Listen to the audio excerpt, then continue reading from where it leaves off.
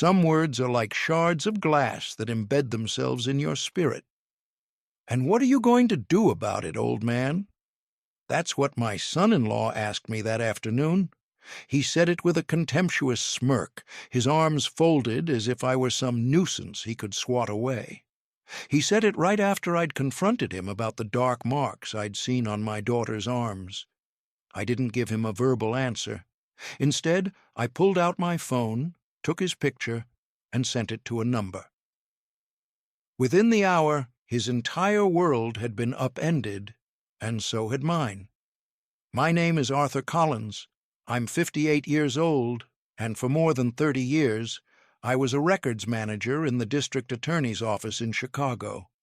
I was never a person of any real importance. My name never appeared in the papers, but I got to know a lot of people.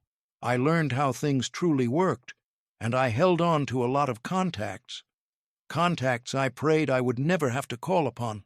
Not until that October afternoon when my daughter Eleanor came to my apartment wearing a sweater with long sleeves despite the unseasonable warmth. When I insisted she show me her arms, and I saw those deep, purplish-yellow bruises, I felt the ground split open. There are moments in a father's life when everything you thought you were simply vanishes, and a single primal truth takes its place. You protect your daughter, no matter what it takes. This is the story of how I did just that, and how I discovered that justice doesn't always come from a courtroom. Sometimes it comes from a father who has nothing left to lose. Before I explain how everything shattered, you need to understand how things were when they were still whole. You need to see my daughter Eleanor as I saw her, with her bright, curious eyes, a laugh that could fill our entire apartment, and that habit she had of humming to herself while I made pancakes on Saturday mornings. Ellie was born on a crisp Tuesday in October, under a sky so clear it hurt to look at. From that day forward, my life had a center, a reason for being, a purpose that got me on the L train every morning, even when my shoes were worn through. I was a records manager, as I said. But I wasn't just any clerk. For 32 years, I watched case files cross my desk. I saw prosecutors, defense attorneys, and seasoned detectives come and go. I saw cases I can't speak of and names I can't mention. I came to understand that in this city, justice doesn't always use the front door. Sometimes it slips in through a side window or a late-night call or from a man who knows a man. But back then I didn't dwell on any of that. All I wanted was to get home, loosen my tie, and see Ellie at the dining table, sketching in her notepad. She was a brilliant student, so driven, and she dreamed of being an architect. She wanted to design buildings that told a story, she'd say, and she did it. She graduated with honors and landed a job at a small, respected firm. She earned enough to help me with the bills. On Sundays, we'd go to the farmer's market together. I taught her how to make my grandfather's chili with just the right amount of spice and a secret ingredient I'll never reveal. She used to say, "No one's chili was as good as mine." Those were my happy years. Those were the years I still believed a father's love was a fortress. He entered her life on a Saturday in May. His name was Marcus Thorne, a structural engineer, 33 years old, with slicked-back hair, a perfect smile, and a crisp ironed shirt. Ellie introduced him to me at a coffee shop near the park. She said they'd been seeing each other for 4 months, that he was different, that he treated her like a queen. I watched him closely, the way all fathers do. You search for the tells. You look for the cracks in the facade. You look for any sign that tells you this man isn't worthy of your daughter. But I saw nothing. Marcus was polite. He paid the check without making a show of it. He held the door for Ellie. He spoke of his family with what sounded like genuine respect. He said his father was a retired judge and his mother ran a charity. Everything sounded right. Everything sounded secure. Ellie was radiant. I saw her laugh in a way I hadn't seen since she was a kid. I saw her look at him with those shining eyes, so full of hope, and I let myself think, maybe this is him. Maybe this is the man my daughter will build her life with. How could I have possibly known I was witnessing the start of a nightmare? They were married a year later, a simple ceremony in the botanical gardens. Ellie wore a beautiful white dress, simple and elegant. I gave her the small silver locket that had belonged to her mother. She cried when she put it on. "Dad, I'm so happy," she whispered to me as I walked her down the aisle. And I believed her, because a father always wants to believe his daughter when she says she's happy. Marcus was attentive all evening. He danced with me, calling me Dad, with an easy affection. His family was large and boisterous. I felt welcomed. The first few months were good. Ellie and Marcus bought a condo in Lincoln Park. I'd visit on Sundays, bringing a pot of my chili. We'd eat together. Marcus would talk about his projects. Ellie would show me her latest designs on her tablet. Everything seemed normal, but a father starts to notice things, even when he doesn't want to. Small things, like how Marcus would interrupt Ellie when she was speaking, how he would dismiss her ideas without a second thought, how he'd make comments about her clothes. "Are you really wearing that? That skirt is a little short, don't you think?" At first, I dismissed it as him being protective, but then Ellie began to change. She stopped wearing skirts and dresses. She started wearing long-sleeved shirts, even in the August heat. She stopped sketching. Her laughter became rare. When I'd ask if she was all right, she'd avoid my gaze and say, "Yes, Dad, everything's perfect. Work is just stressful." But I knew my daughter. I knew every gesture, every silence, every little lie, and I knew something was wrong. One Sunday, she came to my place wearing dark sunglasses, even though the sky was overcast. "I got some dust in my eye," she said, not looking at me. I didn't say anything, but a knot formed in my stomach. I made coffee. We sat at the kitchen table, the same table where she did her homework as a child, where we'd celebrated her college acceptance. "Ellie," I said, taking her hand, "look at me." She pressed her lips together, removed the glasses, and I saw the bruise. A faint, yellowish bruise circling her right eye, almost healed, but there. "I fell," she said quickly. "In the shower, I slipped." I didn't believe her, but I didn't push, because sometimes when a father pushes too hard, his daughter pulls away, and I couldn't lose her. Not yet. Sometimes we place our trust in the wrong people, don't we? Have you ever felt that agony of watching someone you love fade before your eyes, and you feel powerless to stop it? Tell me your story in the comments. I want to know I'm not alone in this.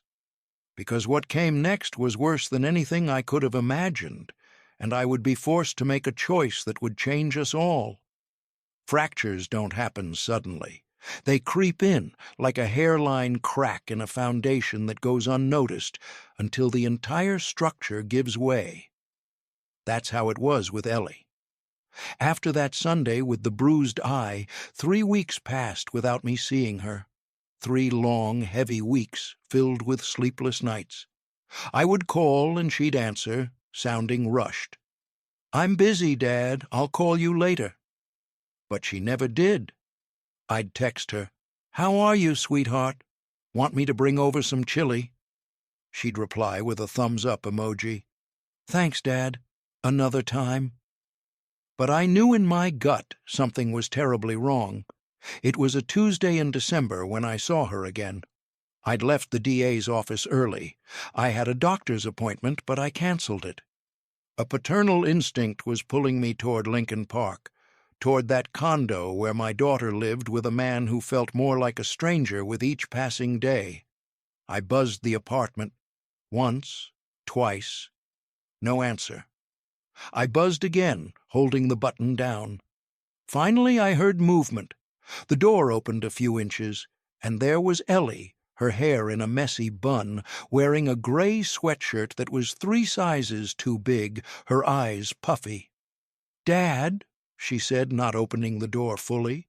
"Now's not a good time." "Can I come in?" I asked, trying to sound casual. "Just for a few minutes, sweetheart, please." She hesitated, glancing over her shoulder as if someone were listening. Finally, she let me in. What I saw broke my heart. The condo was dark, curtains drawn. The living room, which had once been filled with her architectural models and sketches, was now stark and empty. The walls were bare. "Ellie, what happened here?" I asked. "Nothing, Dad. I just haven't had time to tidy up." "And your models? Where are your designs?" She crossed her arms. "Marcus said they made the place look cluttered, that it's better to have clean, minimalist walls." Minimalist. The word sounded hollow. I stepped closer to her. The sliver of light from the window illuminated her face. And then I saw it, a fresh red scratch on her neck. "Ellie," I said, my voice trembling, "what is that?" She quickly covered it with her hand. I scratched myself on a branch. "Don't lie to me. Dad, please. Eleanor Collins, I'm your father. Don't you dare lie to me." Her eyes welled with tears, but she said nothing. I gently took her arms. "Show me," I said. "What?" "Your arms. Show me." "Dad, no, please." She closed her eyes, took a ragged breath, and slowly, so slowly, she pushed up the sleeves of her sweatshirt. And there they were, bruises, several of them in different stages of healing, purple ones, yellowish ones, the distinct shape of fingers, of a grip, of someone who had held her with violence. I felt the floor give way beneath me. "Ellie, my girl, who did this to you?" She pulled away, yanking her sleeves down. "Nobody, Dad. I bruise easily. You know that." "Don't say that to me. I know it's not true." "Dad, please. You have to go. If Marcus gets here and finds you, he'll be furious." "And what if he is? I'm your father. I have a right to see you." "It's not that simple." "Why isn't it? What has that man done to you?" She turned to face me, her bright eyes now looking lost and empty. "Nothing, Dad. He hasn't done anything. It's just we're going through a rough patch. All marriages do." "Marriages do not go through this," I said, gesturing toward her arms. "This isn't normal, Ellie. This is—" "Stop it!" she screamed, with a force that startled me. "Stop, Dad. You don't know anything. You don't know what it's like to be married, to try and hold a family together." Her words were a physical blow, because it was true. I never remarried after her mother left when she was just a toddler.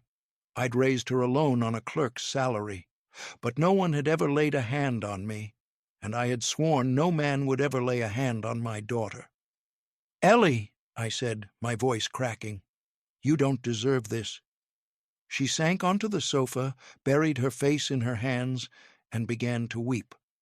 A quiet, stifled cry, as if she'd been holding it in for months. I sat beside her and held her. "It's not as bad as you think, Dad," she said between sobs. "Marcus, he's under so much stress. His firm lost a major contract. He's just frustrated, but he loves me. I know he does. Love doesn't hurt, sweetheart." "But it's not perfect either. You always told me relationships take sacrifice." "Sacrifice doesn't mean letting someone harm you." She looked up, her eyes swollen and red. "So what do you want me to do, Dad? Leave him? Come home to you like some kind of failure?" "I would rather have you alive and a failure than proud and dead." The words escaped me before I could think, but as soon as I said them I knew they were true, because some part of me was already preparing for the worst. Just then we heard a key in the door. Ellie shot up from the sofa, wiping her tears. "It's him," she whispered. "Dad, please, don't say anything." Marcus walked in. He saw me, and his tired expression shifted to one of strained surprise. "Arthur," he said with a forced smile, "I didn't know you were stopping by." "I came to see my daughter," I replied, my voice level. "Of course. You're always welcome." He looked at Ellie. "Why didn't you tell me your father was coming?" "It was a last-minute thing," Ellie said quickly. "Well, stay for dinner," Marcus said, dropping his briefcase. It wasn't a question. It was a command. Ellie nodded and escaped to the kitchen. I stood there, face to face with Marcus. In his eyes, I saw something that chilled me to the bone: control, coldness, and a clear warning. Dinner was excruciating. Ellie made some pasta. I barely touched it. Marcus dominated the conversation, talking about his work, about politics, but his eyes constantly darted to Ellie, monitoring her every move. When I left, I hugged Ellie at the door. "I love you," I whispered, "no matter what." I didn't sleep that night. I sat in my living room, phone in hand, thinking about who to call. The police? To tell them what? That my daughter has bruises but claims she fell? In this city, that's not enough. In this city, a woman has to be dead before anyone takes it seriously. And I wasn't going to let my daughter become another statistic. As I tell you this, I wonder where you are. Maybe in your car, on your way home from a long day. Maybe sitting in your own kitchen, late at night. Write the name of your city in the comments. I want to know there's someone out there who understands this weight. Because what I did next, I still question if it was the right thing. But there was no turning back. There's a lie we fathers tell ourselves when we see our children hurting. If I'm patient, if I don't make waves, if I just stay quiet, it will all work itself out. But it doesn't. It never does. And silence is what feeds the monster. After that tense dinner at Ellie's condo, I knew I had to be more strategic. Marcus was suspicious of me now. If I pushed too hard, he would cut me off from my daughter completely. So I buried my rage, locked away my fear, and began to act as if everything was fine, as if I hadn't seen the bruises, as if I were just a normal father-in-law. But inside, I was being eaten alive. The weeks crawled by. December arrived with its biting wind and festive lights. I continued my routine at the DA's office, but my mind was always with Ellie. I'd text her every morning. "Good morning, sweetheart. Hope you have a good day." She'd reply with single words. "Fine." "Good." "Busy." I'd ask to see her, but she always had an excuse. "Not today, Dad. Marcus and I have plans." But I kept trying, gently, because I knew if I lost contact, I wouldn't be able to help her at all. One Saturday, I finally convinced her to meet me at the market, alone. She arrived late, wearing dark sunglasses again, a long-sleeved shirt, and a tight braid. She looked thinner, smaller. "Hi, Dad," she said, forcing a smile. I hugged her and could feel her bones. We walked among the stalls. I bought things slowly, trying to stretch the time. Ellie walked beside me in silence, hands jammed in her pockets.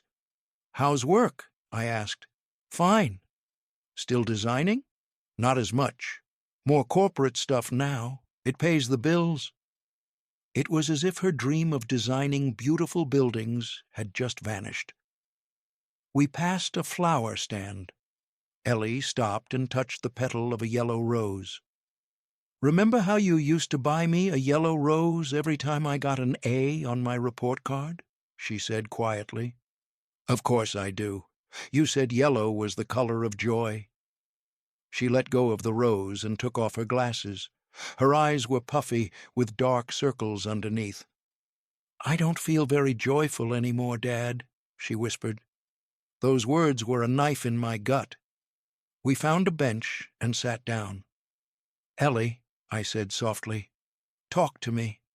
She stared at the ground. "There's nothing to talk about." Yes, there is. You're sad, you're thin, and you sound scared every time we talk. I'm not scared. Then what is it? She took a deep breath. Marcus and I are going through a tough time, she finally said. He's under a lot of pressure. He lost another big project. And that's his excuse for hitting you? The words just came out. Ellie looked at me, panicked. He doesn't hit me, Dad. Ellie, I've seen the bruises. That was an accident. We were arguing, and he grabbed my arm too hard. It wasn't on purpose. Lie after lie, excuse after excuse. The worst part was that she believed them. Sweetheart, I said, taking her hand, nothing at his job justifies him hurting you. Nothing. You don't understand, Dad. He's not a bad person. He's just lost. And I don't help. I do things that make him angry. What things? I don't know. Little things, like not answering his calls right away. He says I'm careless, that I do it on purpose to disrespect him. Hearing that broke my heart. Those were the words of a manipulator, convincing his victim that the violence is her fault.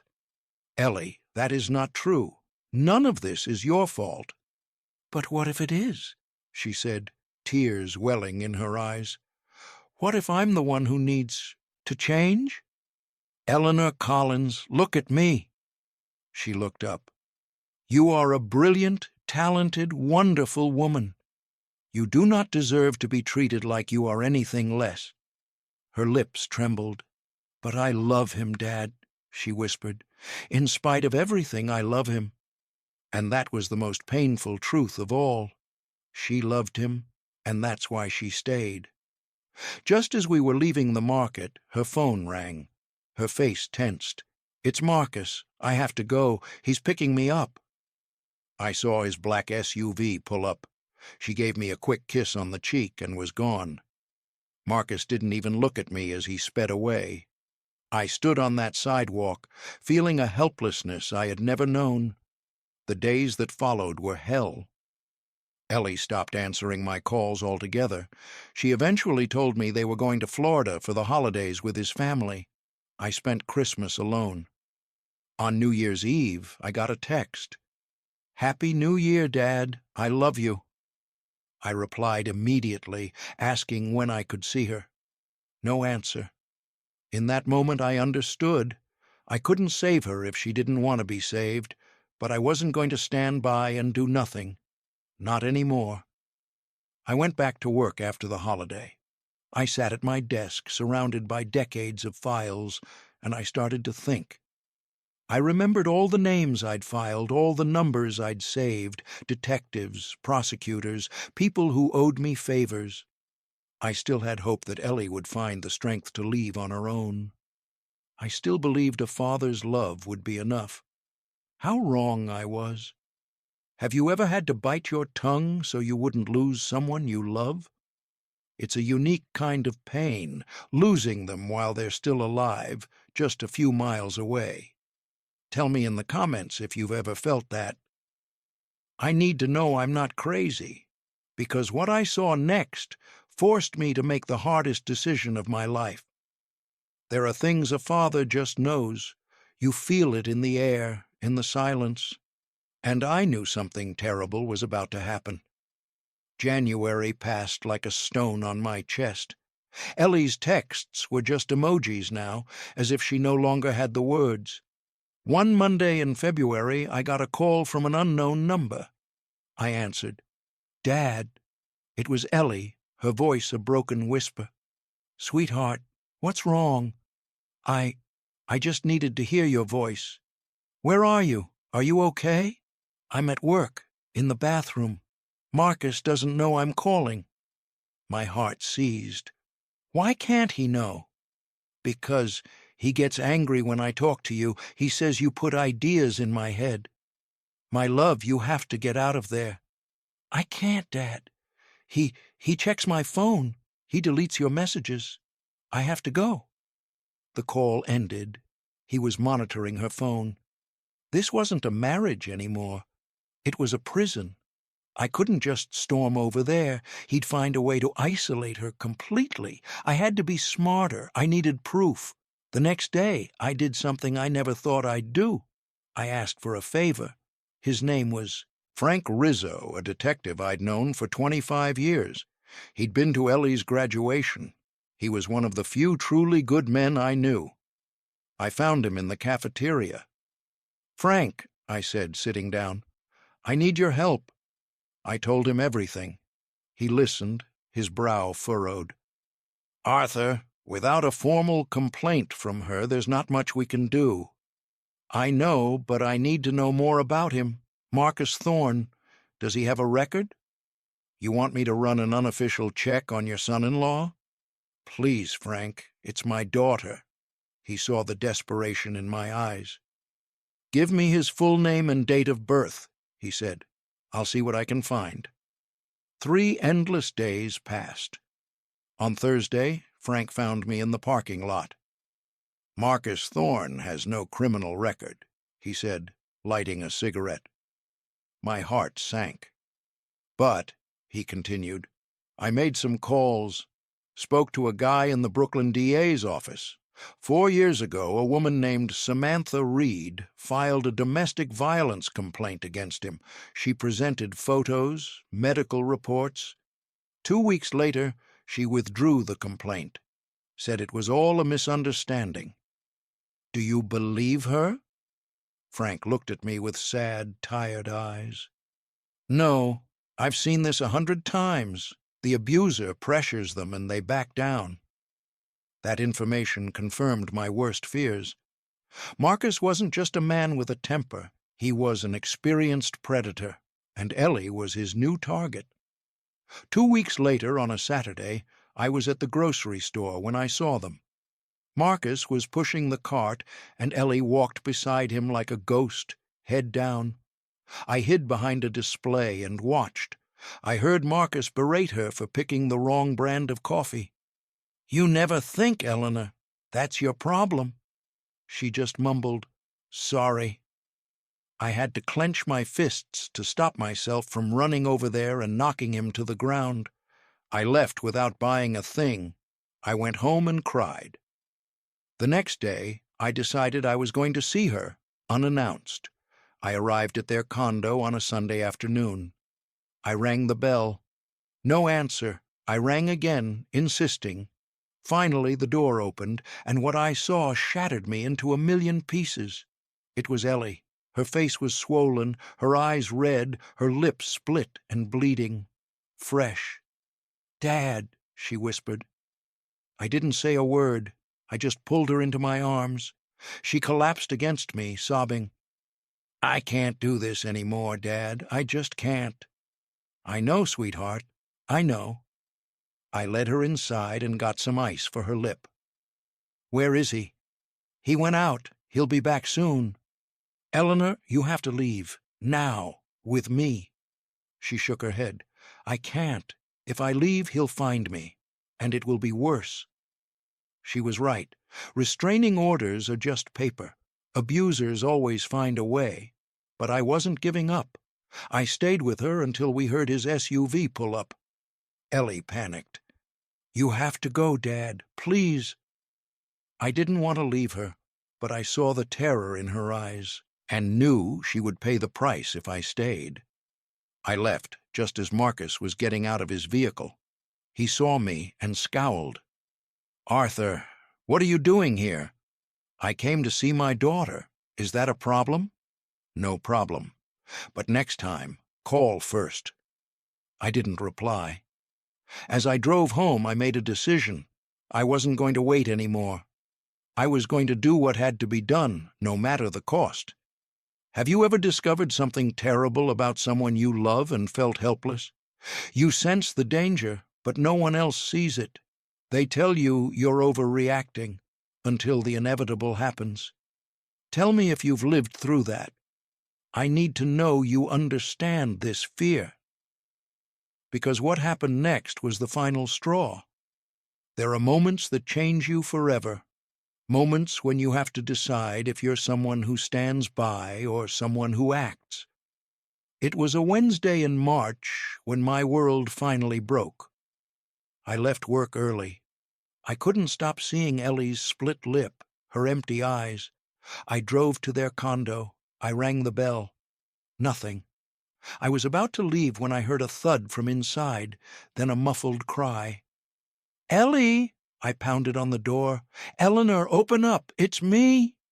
More noise, then the door opened a crack. It was her, but not her. Her right eye was swollen completely shut, a grotesque mix of purple and black. Her lip was split open again, worse this time. Her arms were covered in fresh bruises. "My God!" I whispered. She started crying, a silent, soundless weeping.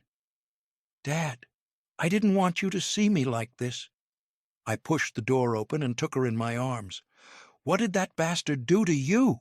I asked, my voice shaking. She told me. He'd come home drunk the night before, screaming that she was useless, a burden. He'd dragged her out of bed and slammed her against the wall. "I don't recognize myself anymore, Dad," she sobbed. "I don't know who I am." I held her. "This is over, Eleanor. Today, you're coming home with me." "I can't," she cried, pulling away. "He'll find me. He always finds me." She told me then about the tracker on her phone, how he knew her every move, how he'd threatened that if she ever tried to leave again, he would show her no mercy. That man wasn't just an abuser, he was a predator. We were sitting on the sofa when we heard the key in the lock. Ellie went pale. "It's him. Dad, you have to go." "I'm not leaving you." The door opened, and there was Marcus Thorne, his gaze as cold as ice. He saw us, saw Ellie's fresh wounds, saw me standing protectively in front of her. And he smiled, a cruel, twisted smile. "Arthur," he said, "what a surprise." "I'm taking my daughter home," I said firmly. He laughed. "Eleanor's not going anywhere. She's my wife. She is not your property." He stepped closer. I didn't move. "Tell him, Eleanor. Tell your father you're my wife. That you love me." Ellie just trembled, her head down. Marcus laughed again. "She's not going to leave. She knows what will happen if she does." "And what will happen?" I challenged, stepping toward him. "Are you going to kill her?" He leaned in, his breath smelling of stale whiskey. "I don't have to do a thing, Arthur. She always comes back. Because without me, she is nothing." In that moment, something inside me snapped. "You are garbage," I told him. "A coward who has to hit a woman to feel like a man." His smile vanished. "Watch your mouth, old man." "Or what? You'll hit me too?" I knew about him. I knew about Samantha Reed. His face contorted with rage. "You've been investigating me? Who the hell do you think you are?" "I am Eleanor's father, and I will not let you hurt her any more." He took a menacing step toward me. "Get out of my house, now." "No." He looked at me with pure contempt, with the sick superiority of a man who believes he is untouchable. And then he said the words that changed everything.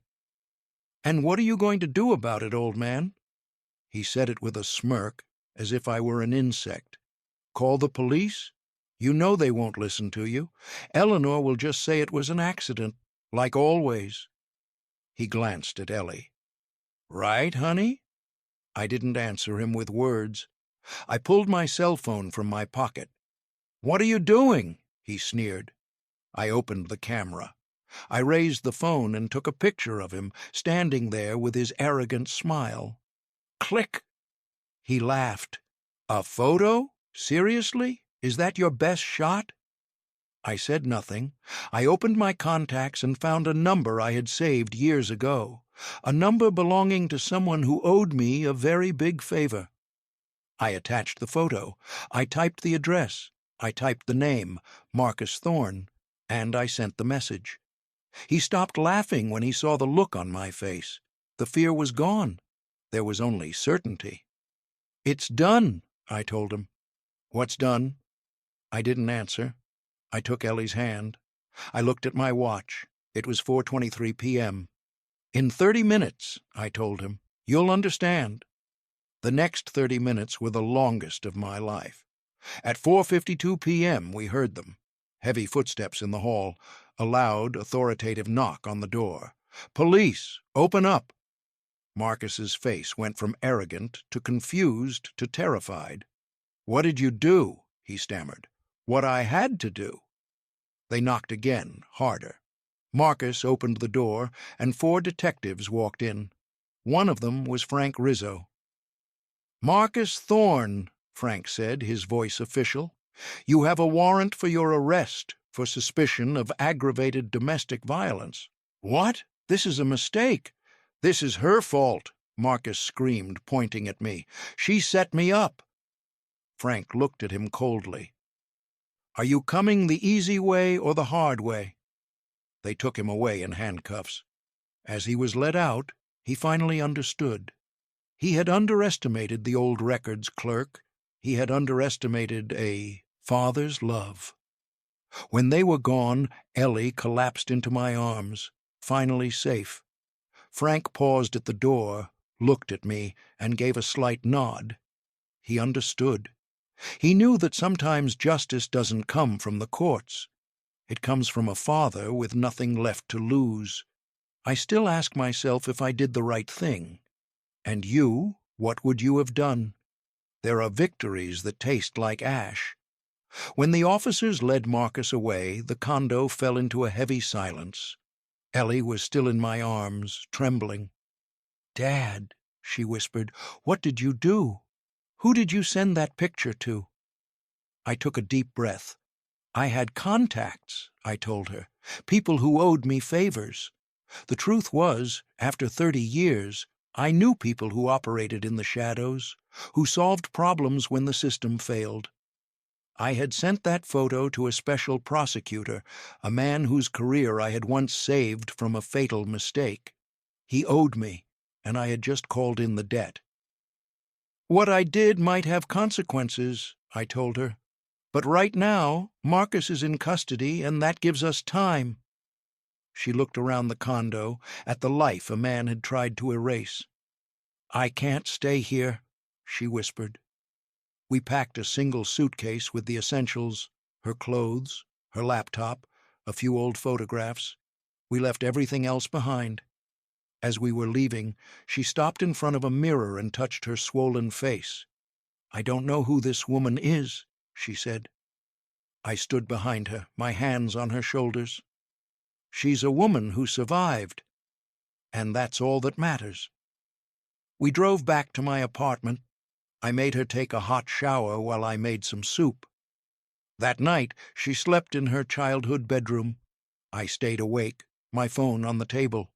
A new text had come in from the prosecutor. "It's done. But be careful. This isn't over." The next morning, the complications began.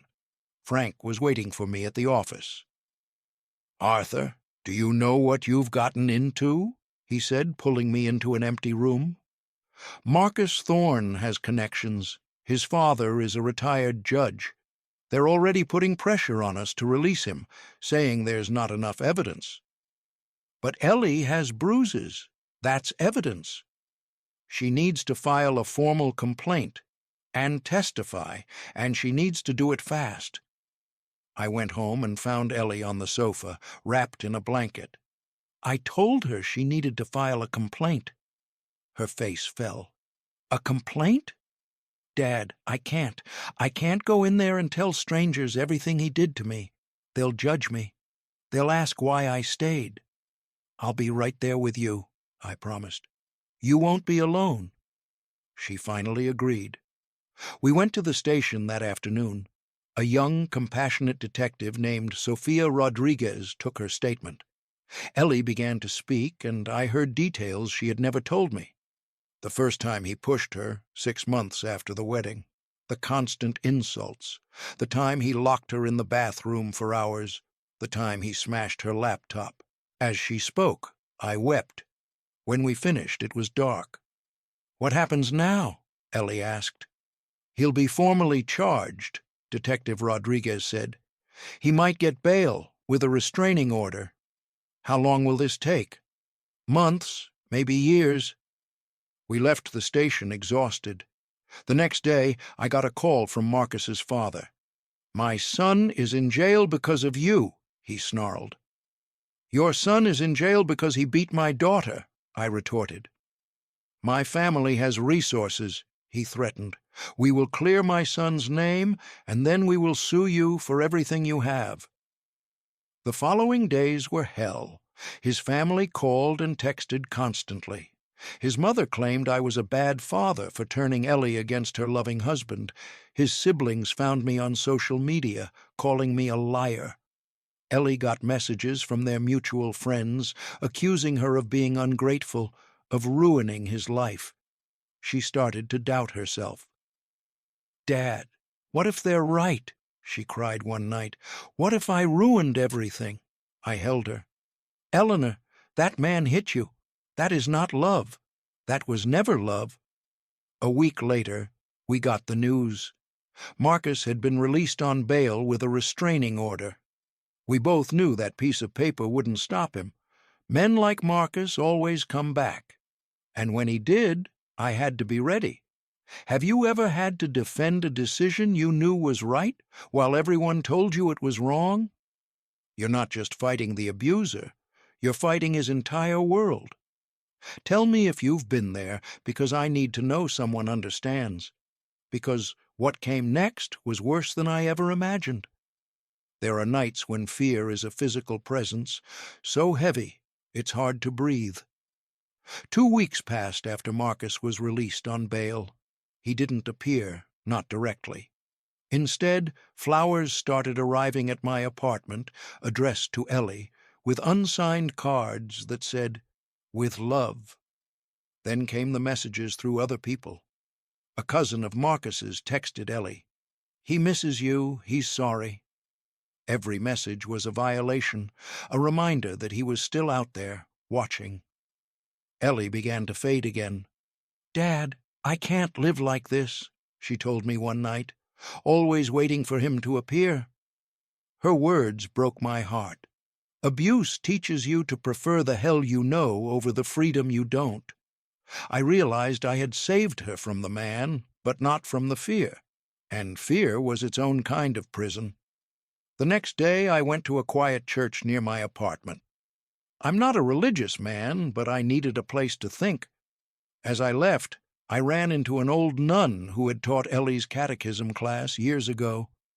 I don't know why, but I told her everything. She listened patiently. "Arthur," she said, her wrinkled hand on mine, "the justice of men is slow and imperfect, but the justice of life, that always arrives. Men who cause such pain cannot escape from themselves." Her words stuck with me. That afternoon I made a decision. I called Frank, again. "I need another favor. I need to know where Marcus is, what he's doing." A week later, Frank had news. He slid a folder across a coffee shop table. Inside were photos and reports. Marcus was living with his parents. He'd been fired from his job. He was drinking heavily and had gotten into a bar fight. "He's self-destructing," Frank said, "and that can be good or bad. He could collapse on his own, or he could explode." That night, I showed the photos to Ellie. Her face showed no triumph, only sadness. "He's destroying himself," she whispered. "Does it make me a fool that I feel sorry for him?" "No, sweetheart," I said. "It makes you human." That same week, something incredible happened. I got a call from a woman I didn't know. "My name is Samantha Reed." The world stopped. It was Marcus's ex-girlfriend, the one who had withdrawn her complaint years ago. "A friend at the DA's office told me about your daughter's case," she said, her voice trembling. "I need to talk to you. I want to testify." We met 2 days later. She was nervous, fragile. "When I heard about your daughter, I felt 2 things," she told me. "Guilt and relief. Guilt because I could have stopped him 4 years ago. "It wasn't your fault," I said firmly. "I want to testify at the trial," she said, her voice gaining strength. "I want the judge to see that this is a pattern, that he is dangerous." I told Ellie about Samantha that night. She cried, not from sadness, but from a profound sense of connection. "I'm not alone," she whispered. "I wasn't the only one." The day Samantha gave her testimony to the DA, Ellie and I went to support her. We waited outside. When she came out, the three of us stood in that hallway, three people whose lives had been damaged by the same man, and we hugged. Justice doesn't always come from a courtroom. Sometimes it comes from survivors holding each other up. That night, Ellie told me she wanted to go back to work. "I want to get my life back, Dad. I'm not going to live in fear anymore." My heart swelled with pride. A week later, Frank called. "Arthur, you need to know. Marcus had another altercation. He assaulted a man in a bar. The man pressed charges. There's a warrant for his arrest." The next morning, he was arrested, and this time the judge denied bail. He would remain in custody until the trial. I didn't feel joy, I felt relief, and I understood. The old nun was right. Life collects its debts. Always. 3 months passed. Little by little my daughter returned to the world. She went back to her old firm, where they welcomed her with open arms. She started designing again, from home at first, but with each project she reclaimed a piece of herself. One day she showed me a book cover she'd designed. The title was After the Storm. It was beautiful. It was a symbol of everything she had survived. Meanwhile, Robert was crumbling in jail. Frank told me he looked haggard, empty. His family, who had once defended him so fiercely, began to distance themselves. His father stopped visiting. Then his mother. His friends disappeared. He was utterly alone. A month before the trial, his lawyer proposed a settlement. Ellie insisted on seeing him first. When Marcus walked into that supervised meeting room, I barely recognized him. The arrogant man was gone, replaced by a thin, hunched figure in a prison uniform. He looked at Ellie, his eyes filled with shame. "I know nothing I say can fix what I did," he said, his voice hoarse. "I have no excuse." Claire listened, her expression firm, unafraid. "I was so lost, and I took it out on you. It was unforgivable." Finally, Ellie spoke. "Do you know the saddest part, Marcus? I did forgive you. Not for you, but for me. Because the hatred was killing me. But forgiving you doesn't mean I'll withdraw the complaint." He flinched, but didn't protest. "You need to pay for what you did," she continued. "I hope you find help. I hope you become a better man." And we walked out. The trial was in June. Ellie testified with a steady voice. Samantha testified. The evidence was overwhelming. The verdict came 3 weeks later. Guilty. 8 years in prison. We left the courtroom into the bright sunshine. Life was waiting. "Dad," Ellie said, smiling, "I'm hungry." We went to a small diner and ate. We talked about her work, her dreams, her future. A future that was finally hers. They say time heals all wounds. 5 years have passed since that day, and I now know it's not about healing. It's about learning to live with the scars. Today is Sunday. Ellie is in my backyard, sitting under an old oak tree, sketching in a notepad. Her partner, Leo, is with her. He's a kind, gentle man who adores her. And I am in my kitchen making my famous chili. Ellie is 3 months pregnant. It's a girl. When she told me, I cried, because my daughter, who was so broken, is now creating a new life. That is a miracle. People ask me how I found the strength to do what I did. The truth is, I had no choice. It wasn't bravery. It was instinct. It was the primal power of a father protecting his child. Robert is still in prison. I don't know if he has changed, but it no longer matters. He no longer has any power over us. Our story has taken on a life of its own. I've received messages from other women, other parents, who heard what happened and needed to know they weren't alone. I share what I've learned, I offer the contacts I have, and I tell them something crucial. You are not crazy. It is not your fault, and you can get out. Ellie just walked into the kitchen to help me chop onions. Dad, she says, when my daughter grows up and asks about you, what should I tell her? I think for a moment.